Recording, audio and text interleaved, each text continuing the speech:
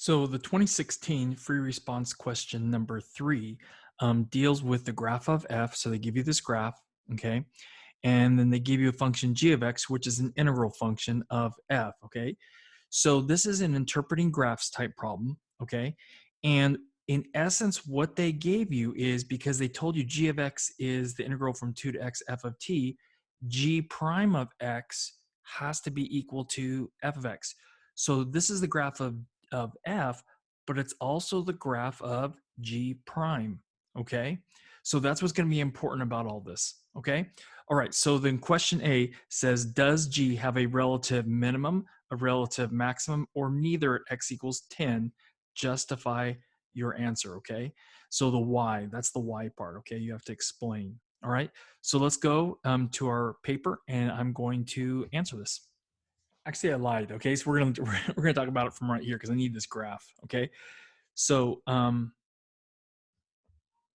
so for this question, part A, we know that g of x is the integral from 2 to x f of t dt. So we would know if we take the derivative, g prime of x would simply be f of x, okay? So what we have to do to see if it's a relative minimum, okay, we have to see if the derivative changes from being positive to negative or negative to positive, okay? And since g prime of x is equal to f of x, we have to look where f is changing from positive to negative or negative to positive. Okay, so I'm gonna go back to my graph, okay? And we're talking about at x equals 10, right? So right here, okay? So this is the graph of g, but it's also the graph of g prime, okay? So does g prime change from being positive to negative or negative to positive at 10? And it doesn't, right? So it doesn't change. It goes from negative 0 to negative, right? So that's not a relative min or a relative max, okay? Now let's talk about some other ones just so you understand this, okay? At 6, g prime is changing from positive to negative, right? Because f is changing from being above the x-axis to below. Okay, so f is changing from positive to negative. That's a relative maximum. This would be a relative maximum, okay? And then at -2, g prime is changing from negative to positive, right? So if you're going from negative to positive, this one's a relative min. So this would be a relative min. This would be a relative max. We have neither right here at x equals 2 because it's not changing signs, okay? All right? Okay, so this is going to be neither at x equals 10, okay? So let me go back and answer this on my paper.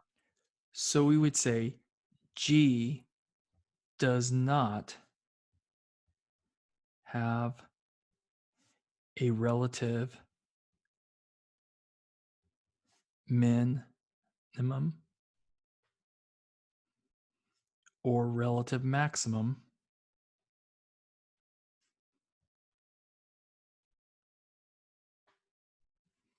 at x equals 10 because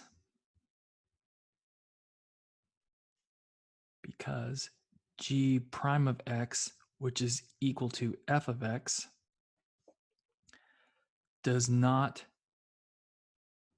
change from positive to negative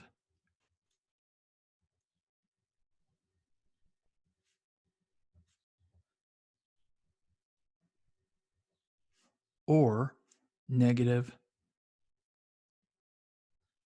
to positive at x equals 10. Okay, and that'd be justification for why there's neither. Okay, there's not a relative min nor a relative maximum there. Okay, so now let's go to part B. For part B, it says, does the graph of g have a point of inflection at x equals 4? Justify our answer. Okay, so to know if we have a point of inflection, g double prime would have to change from positive to negative or negative to positive. So it'd have to change signs. Okay. All right, so let's go back and let's answer this one. So we know that g prime of x is equal to f of x, and therefore g double prime of x would have to equal f prime of x, right? Okay. So if you go back to our graph, okay, what's happening at x equals 4? Okay. At x equals 4, okay, remember the derivative is the second derivative of g is the slope, right?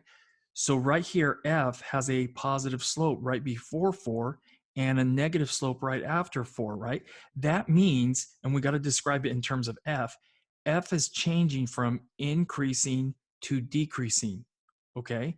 So since f is changing from increasing to decreasing, that would mean f prime is changing signs, which means f double prime is changing signs, or g double prime is changing signs, okay? And so we have a point of inflection at x equals 4, okay? All right. So we would say g has a point of inflection at x equals 4 because, okay, and we have to say it in terms of the graph f, or we should, okay, because f, and what is it about f that's telling us that g prime is changing, that g double prime is changing signs? It's because because f changes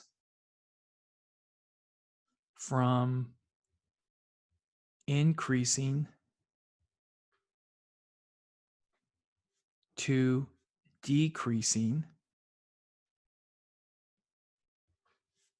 at x equals 4. Now, f changing from increasing to decreasing is also saying f prime is changing from positive to negative, okay? And if f prime is changing from positive to negative, because f prime is the same as g double prime is changing from positive to negative at x equals 4, okay? All right, so that's the justification for that, okay? Now let's go on to part C. So for part C, find the absolute minimum value and the absolute maximum value of g on the interval -4 less than or equal to x less than or equal to 12, okay? And justify our answers, okay? So this is the closed interval test, okay?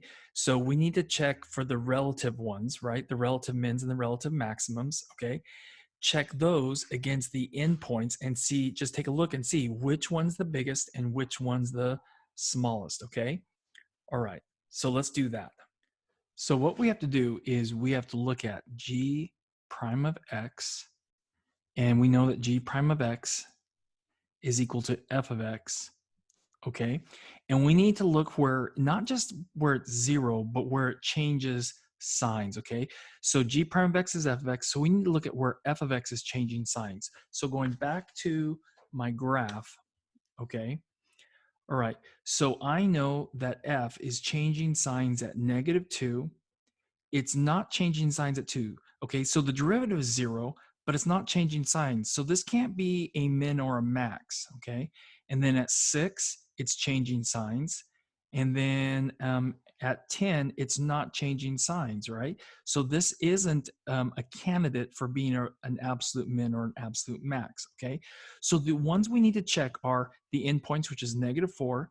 So we need to find g of -4, g of -2, g of 6, and g of 12. Okay, so we need to find 4 values and then just take a look and see which one's the smallest and which one's the largest. Okay, so I'm going to go back to my paper. Okay, and let's find g of -4, which is the left endpoint. Okay, so g of -4 would be the integral, okay, from 2 to -4 of f of t dt. Okay, so this is equivalent to, okay, I don't like the order here, so I'm going to switch the order. I can do that if I put a negative in front, right? So this is negative the integral from -4 to 2 of f of t dt. Because if I go left to right, I'm going to just have to worry about the function being positive and the function being negative to get the integral or area, okay? All right, so this is going to be equivalent to, so I'm going to write equals negative, and I'm going to start a bracket, okay? So this area, right, from -4 to 2, okay? So from -4 to 2, okay, I'm going to go from -4 to -2. I know this area is going to be negative because I'm going left to right and my function's negative, okay? All right, so from -4 to -2, this is going to be a triangle. So I'm going to put a negative here, and it's going to be 1/2 times, and this base is 2, and the height is 4. So 2 times 4. Okay, now from -2 to 2, this is also a triangle. I'm going left to right, and my function is positive, so I'm going to get the integral will be positive in this region right here. Okay, all right, so this I'm going to add plus here, and it's also a triangle, so 1/2 times, and this is 4, and this is 4, right? So 4 times 4. Okay, so then this is equal to negative of, okay, and this would be -4, and this would be 4 times 4 is 16, half of 16 is 8, so plus 8. Okay, so this would be 4, and we're going to take the negative of it, so that's -4. Okay, now there's another way to do this. Okay, another way to look at this is if you're going from -4 to 2, and I want to explain this because this would make it go faster. Okay, this area along with this area are going to cancel each other out. So really, ultimately, it's just this area going to be right here, this little right triangle right here. So that is 1/2 4 times 2, which is 4, right? But it's -4, right? Because of the negative out here. Okay. All right, so that's just a quicker way to do it, okay? Because you can look at, okay, this balances, so this is negative area and this is positive area, they're gonna cancel out, okay? You can do that on these, okay? And so then let's also look at g of -2, okay? So g of -2 is equal to the integral from 2 to -2 f of t dt. Okay, I don't like going from 2 to -2, so I'm going to put a negative in front. And I'm going to integrate from -2 to 2 f of t dt. Okay, so this is equal to negative, and then bracket. Okay, and from -2 to 2, that's going to be, that's a triangle, right? So it's above, so it's going to be positive. So 1/2 4 times 4.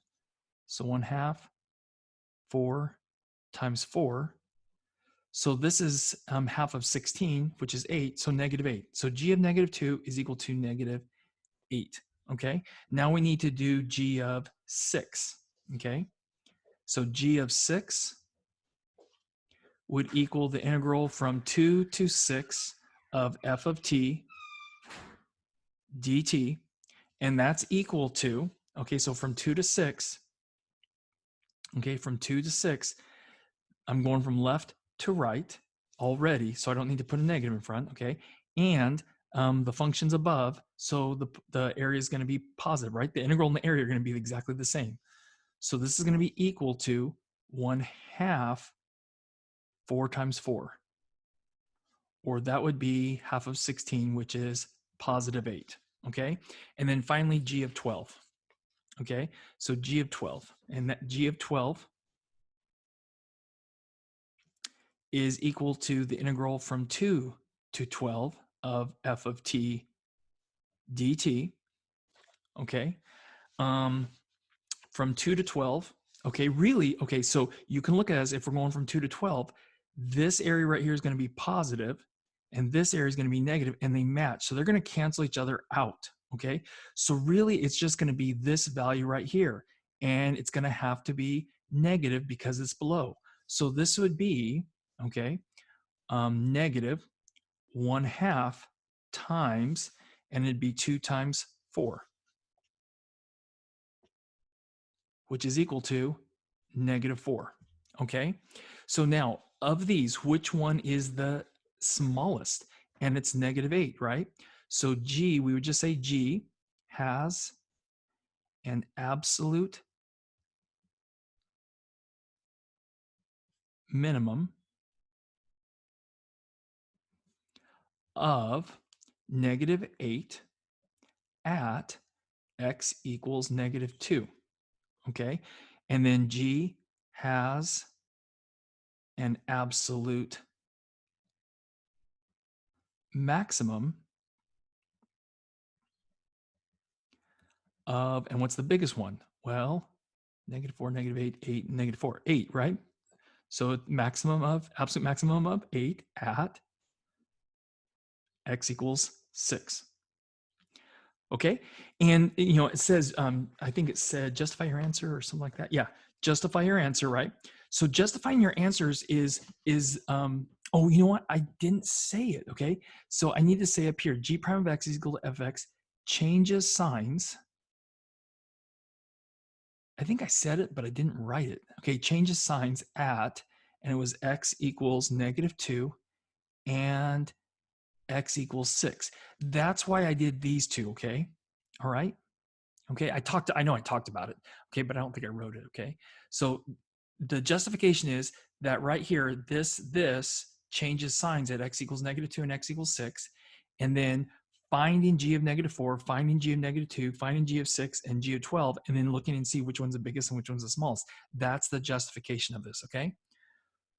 All right, so now let's go to part D. Okay, so for part D, it says for -4 less than or equal to x less than or equal to 12, find all intervals for which g of x is less than or equal to 0. Okay, so g of x is the integral, right? G of x is the integral from 2 to x. So if we start at 2, okay, I'm going to do a lot of explaining using this graph, okay? If we start at 2, if we integrate from 2 to 2, we know this is 0, okay? So starting at x equals 2, all right, g of 2 would have to be 0 because we're integrating from 2 to 2, okay? So this is 0. And then if we start going to the right, okay, I'm accumulating, and I'm going left to right, so I'm accumulating positive area, right? Positive area, positive area, positive area, positive area. All of this would be positive, okay? All right. And then after I switch to 6, right? Once I switch to 6, now this is negative area, so it's going to start taking this away, right? And I'm going to take away, take away, take away, take away. And at 10, I'd be back to 0 because I have the same amount above and the same amount below, right? So this was all positive. So G would be positive in here. G would still be positive in here because I haven't added enough area, okay, negative area, to cancel out the positive area. So overall, it'd still be positive. There's more positive area than negative area if I stop, like let's say it's 7 right here, okay? So at 10, I've had just the same amount as positive area and negative area, so they've canceled out. And now after 10, now the area is going to be negative, okay? So g of x would have to be negative from 10 to 12, okay? And at 10 it's actually 0, right? Okay? So we would say, okay, this would be true. G of x is less than or equal to 0 from 10 to 12, including, okay? So that's one of them, okay? And then, well, let's go ahead and write it. So I'm going to go back to my paper and we're going to write that one. So for part D, g of x is less than or equal to 0 for, okay, and we'll say 10 less than or equal to x less than or equal to 12, okay? Now, is there anywhere else? And there is, okay? So let's go back to this graph, okay? Now, my integral starts at 2. So if I start going to the left, if I start integrating to the left, okay, my delta x's are now going to be negative. Okay, we don't normally do this, but my delta x's would be negative. My function heights are positive, so this would be negative area right here. Okay, not because it's below, but because it's above and I'm moving to the left. I'm going right to left now. So this would be negative area. All of this would be negative area.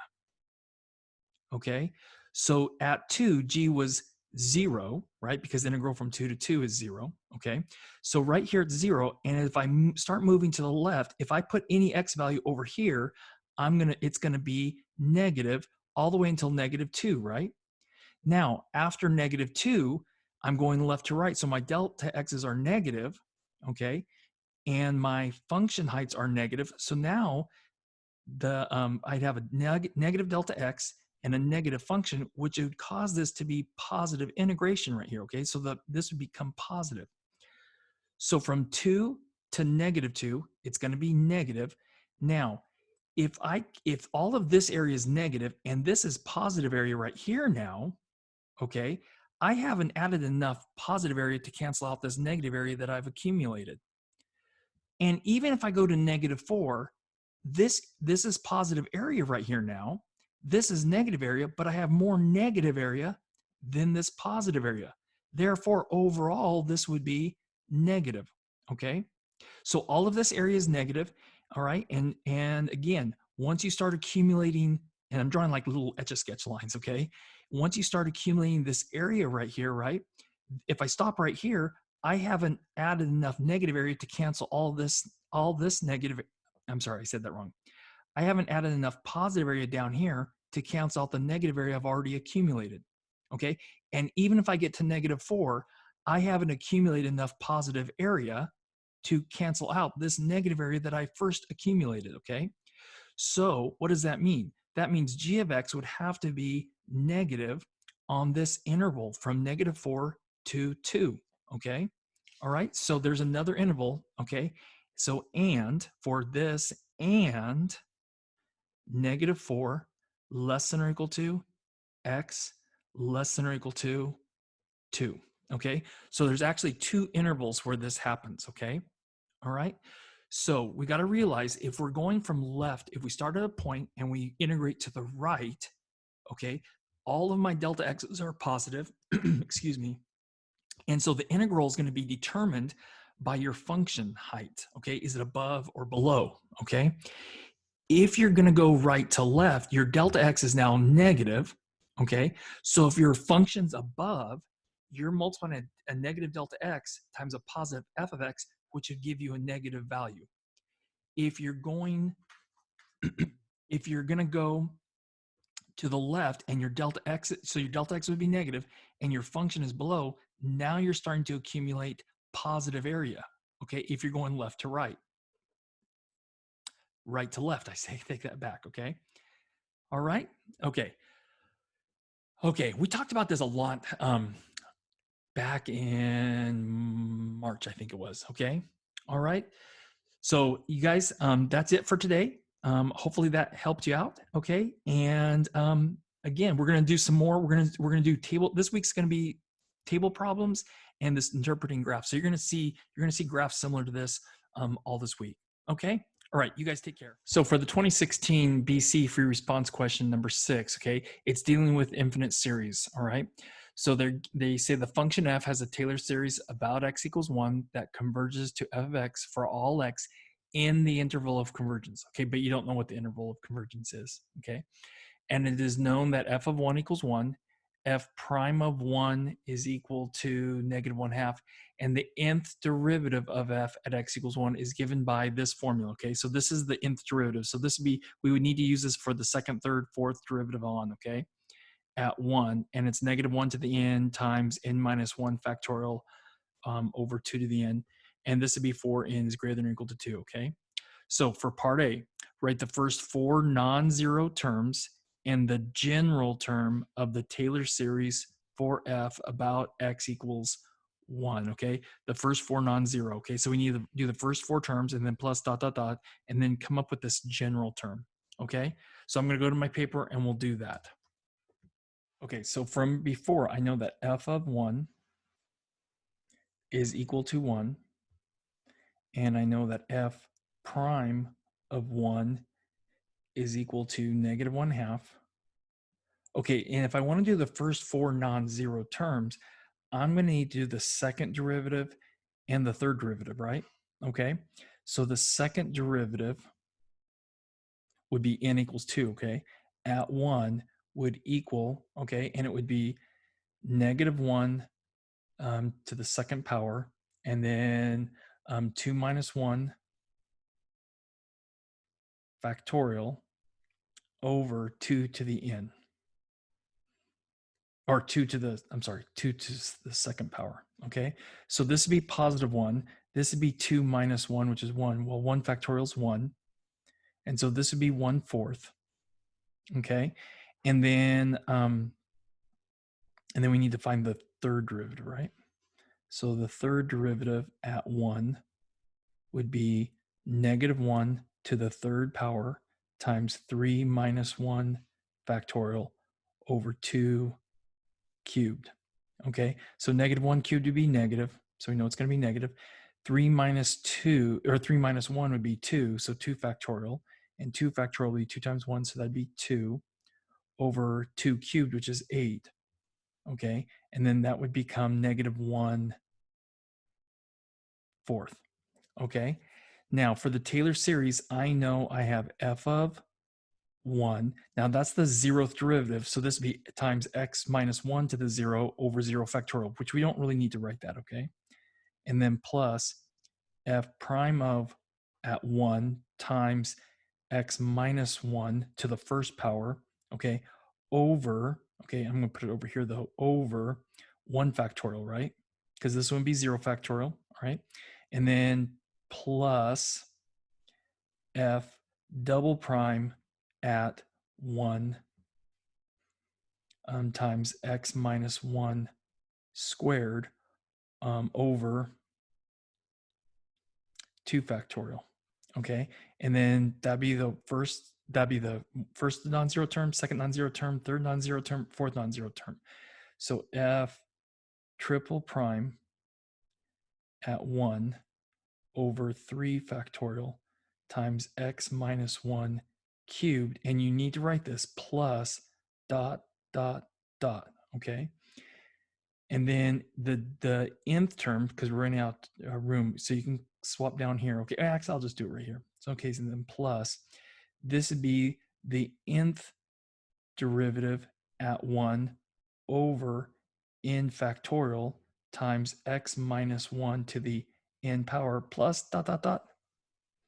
Okay, now what was f of 1? Well, it's 1, right? So this would be 1 plus, okay, and f prime of 1 is negative 1/2. So this would be negative 1/2 over 1 factorial. That'd just be negative 1/2. So I'm going to put parentheses because I put a plus. Negative 1/2 times x minus 1. Okay, and then the second derivative at 1, that was 1/4, right? So this is 1/4 over 2 factorial, right? So this is be plus, okay, and we can think of this as being f of 1 times 1 over 2 factorial. So that'd be 1/4 times 1 over 2 factorial times x minus 1 squared. F triple prime at 1 is negative 1/4. So this would be minus 1/4 times 1 over 3 factorial times x minus 1 cubed. Okay. And then plus dot dot dot plus. Okay. This right here would be, because that's the nth derivative at 1, right? And that's negative 1 to the n, all right? And then times n minus 1 factorial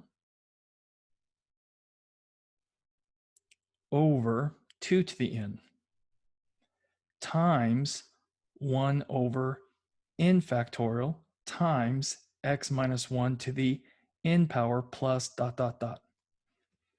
Okay, now this is going to clean up a little bit. Okay, so this is going to be 1 minus 1/2 times x minus 1. 2 factorial is just 2, so this is going to be plus 1/8. Okay, x minus 1 squared. And 3 factorial will be 3 times 2 times 1, right? So 3 times 2 is 6, and times 1, that'd be 6. 6 times 4 is 24. So this is going to be minus 1/24. So minus 1/24 times x minus 1 cubed. Okay, and then plus dot dot dot plus, and it's going to be negative 1 to the n. Okay, and then this is going to be n minus 1 factorial, and down here we have n factorial, right? Okay, so n minus 1 is 1 less than this, so this is just going to become 1 over n. Okay, so so I'm going to put that underneath this negative 1 to the n. Okay, so negative 1 times, and it'd be 2 to the n times n, just cleaning it up a little bit. Okay, and then this would be x minus 1 to the n, and then plus dot dot dot. okay? So you have your first four non-zero terms, okay? And you have your general term right here, okay? All right, so we're done with part A, okay? So let's go to part B. So for part B, the Taylor series for f about x equals 1 has a radius of convergence of 2, okay? Find the interval of convergence, show the work that leads to your answer, okay? So we needed that general term to do this, okay? Now, we don't need to get it to start out with the radius, okay? So this is gonna be the absolute value of x minus 1, okay? And I'm two away from it on either side, right? So I'm going to show you a couple ways of looking at this, okay, to get this radius of convergence, okay, and then we're going to say that we're going to state the interval of convergence, okay. So here we go. So for part B, okay, I know the interval of convergence comes from the absolute value of x minus 1. Now, why x minus 1? Because it's centered at 1, right? So we've shifted it over, okay, and is less than 2. That's my radius of convergence when we write this, okay? So this is where it's centered. This is the radius of convergence. So that means x minus 1 has to be between x minus 1 has to be between -2 and 2. So I'm going to write that.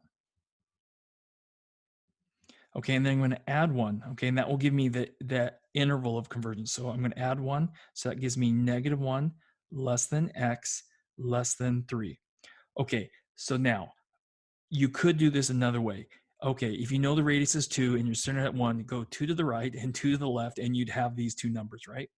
Okay, so this we know it's going to be convergent for here. Okay, but we need to figure out the endpoints, right? Is it convergent at -1 and is it convergent at 3? Okay, so I'm going to slide my paper up, and that's what's going to take a little bit of time. Okay, so I know from this general term right here that sigma n equals 1 to infinity, that this is the formula for it, okay? So it would be -1 to the n over 2 to the n times x minus 1 to the n, right? That's my Taylor series, okay? All right, now, what about at x equals -1? So I'm going to test this at x equals -1, okay? So that becomes sigma n equals 1 to infinity. It's still going to be -1 to the n over 2 to the n times n. Okay, now I'm going to replace this x with my endpoint of -1. So this would be -1 minus 1, so that'd be -2 to the n. Okay, now cleaning this up a little bit, and you're going to see, okay, n equals 1 to infinity. This is -1 to the n over, okay, and this would be -1 times 2, so that would also be -1 to the n and 2 to the n.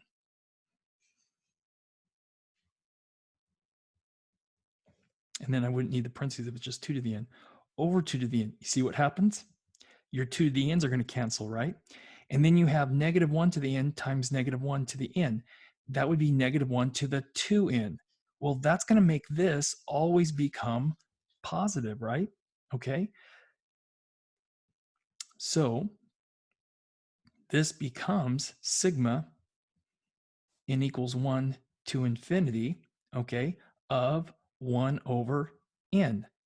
What do we know about that? Hey, that's the harmonic series, right? Okay, so this diverges, okay, because okay, sigma n equals 1 to infinity of 1 over n is the harmonic series,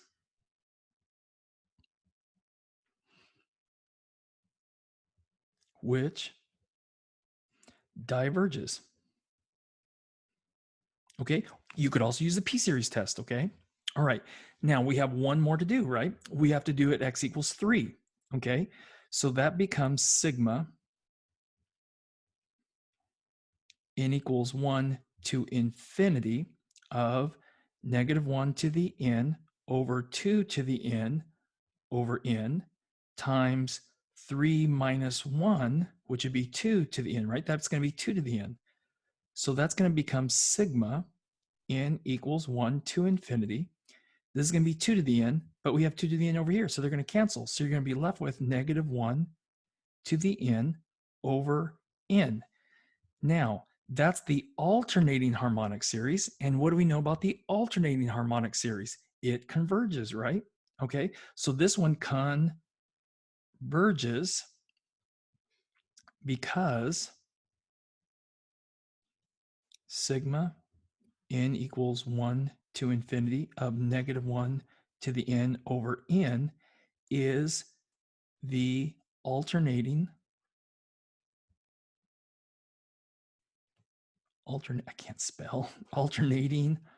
harmonic series, which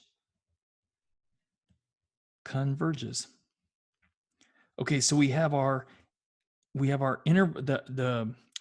where it converges negative 1 to 3, and then we know now it doesn't converge at negative 1, but it does converge at 3 because of this alternating harmonic series, right? Okay, so what does that mean? The interval of and let me slide it up. Okay, so what does this mean? This means the interval of convergence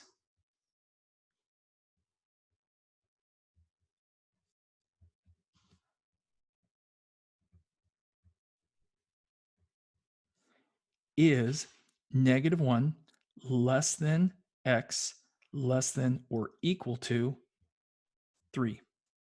Okay, and that's the interval of convergence for this. Okay, all right, so now we're done with part B, so let's go on to part C. Okay, so for part C, the Taylor series for f about x equals 1 can be used to represent f of 1.2 as an alternating series. Use the first 3 non-zero terms of the alternating series to approximate f of 1.2. Okay, all right, so this is going to be important. We write f of 1.2 and then we write an approximation symbol, okay, because we're approximating it.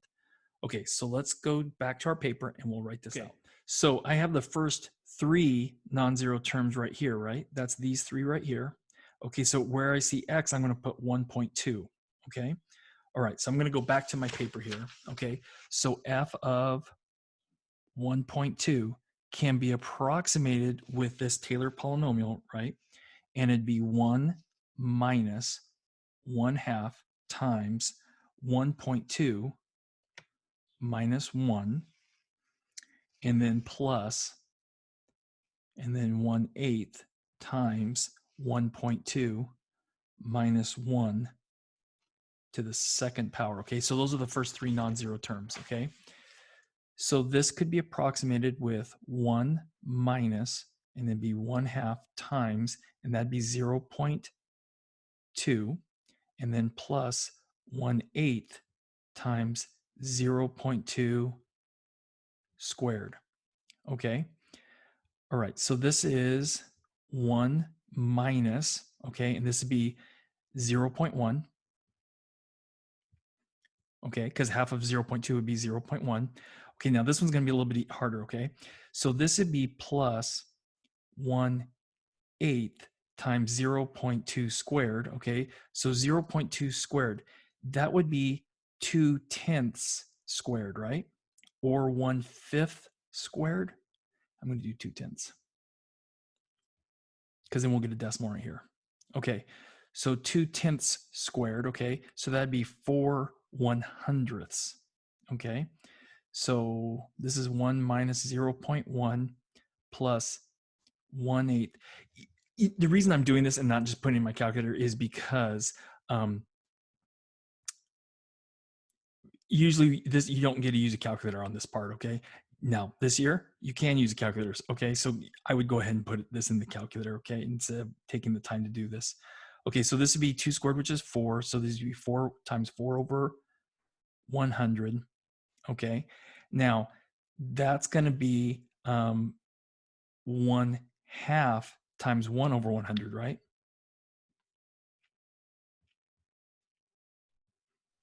1/2 times 1 over 100, right? And 1 over 100 is 0.01.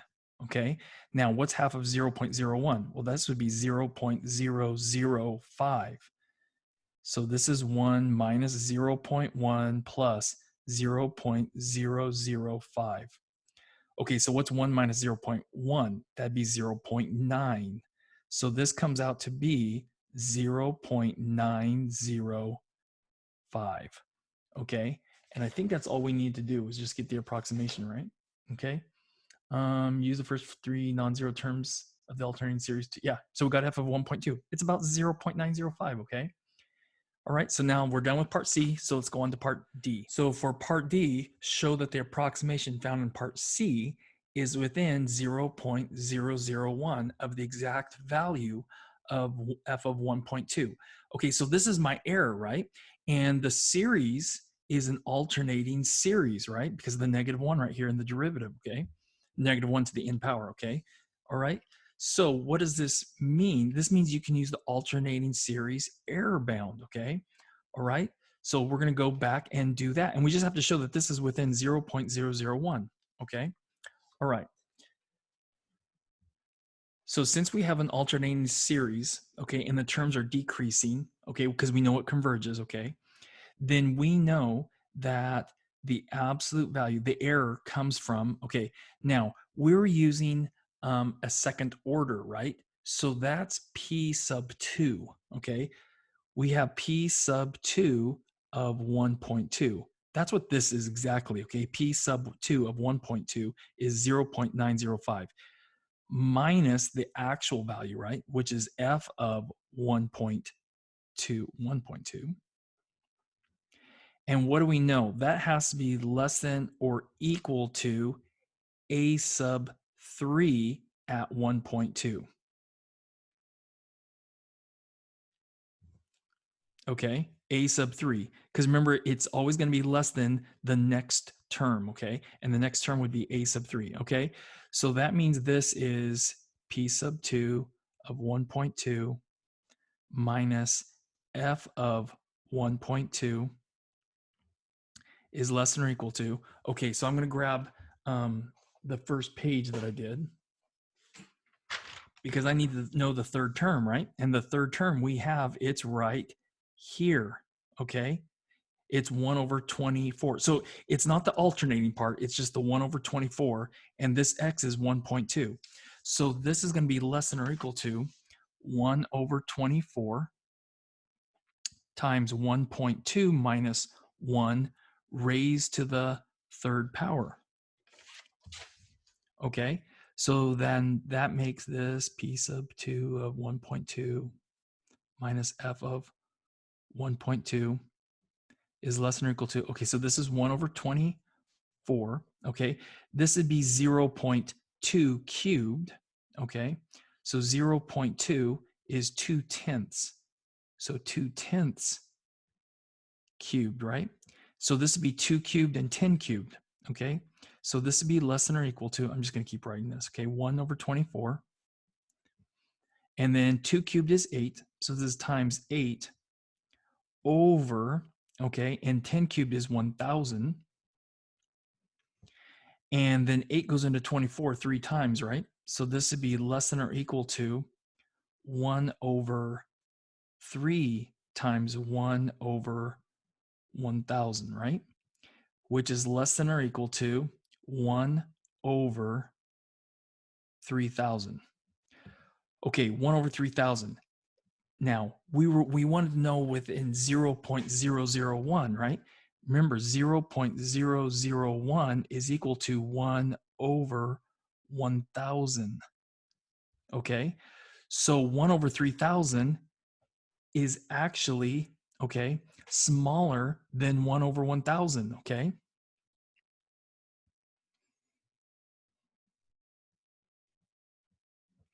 Okay, so what, so, and I'm gonna write this again.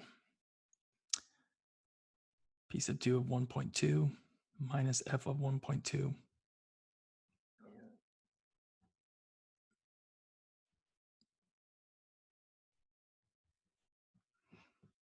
And P sub 2 of 1.2 minus F of 1.2. Okay, so because this is under this, right? This one has to be within 0.001, okay? So therefore, okay, the approximation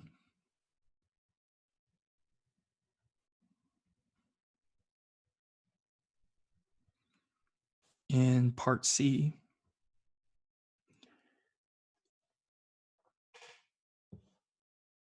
is within 0.001 of the exact value